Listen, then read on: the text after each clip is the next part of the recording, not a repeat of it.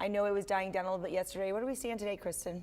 Hey there, Alexis. We do have a coastal flood advisory from now through 9 a.m. and this is something we've been dealing with for about the past week, this coastal flooding. So this coastal flood advisory is not only for the islands, but also for all of our coastal areas of our coastal county. So again, this runs through 9 a.m. and generally the worst of this coastal flooding has been in the overnight hours. So I know this is kind of a dark picture, but this is our Coastal Parks beach cam up in Port Aransas, and you can see the water level right about here. And then these picnic tables, the covered picnic tables, if you've ever been out here, a couple of days ago that water level was all the way up to these, but it has held pretty steady since we left you last night around 10:30 or 11 o'clock. Not too much coastal flooding looking like going on there. If you are heading out on the water, keep that in mind. We do have that coastal flood advisory, but we also have a high rip current risk thanks to these elevated wave periods that could also help push a little bit more water onto the coast,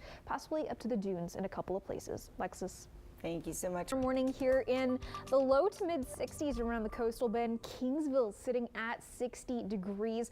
Earlier in Corpus Christi, we were sitting at 64. So that would count for the first time this fall that we have been below 65 degrees. I'm going to wait to put it on here until that gets confirmed with our almanac later today. We are going to warm up though, even though we're enjoying these cooler temperatures in the low 60s. We're getting into the low 90s again this afternoon, and temperatures into tomorrow morning with these southeasterly winds continuing. It's going to bring in more humidity, driving up our morning temperatures little by little over the next couple of mornings. So still in the 60s to kick off the work week, but a little bit warmer than we were this morning. Heading into tomorrow, temperatures a degree or two cooler with that elevated humidity, but still in the 90s. And tomorrow is typically our last 90-degree day of the year.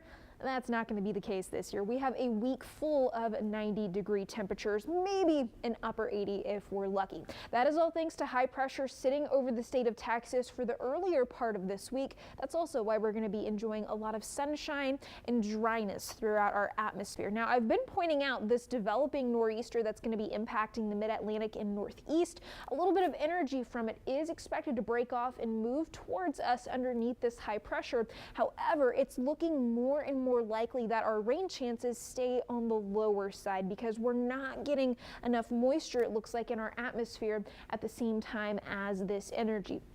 The rain chances are there, they're just on the low side. Now we are going to see this big low pressure system help to push that high away from us, and with it comes a cold front into Texas. Now this is at the end, if not right outside the 7-day forecast, so take it with a grain of salt. Things could change, but it does look like this front comes through most of Texas, but that's where models split. Does it come all the way through the coastal bend or get just to us and then retreat to the north? That's where models diverge heading into later this coming weekend. So we're going to keep tabs on it for you. Rain chances could go up though if moisture recoups ahead of that front, because fronts, as we know, are a great source of lift in the atmosphere and can promote pretty decent rain chances.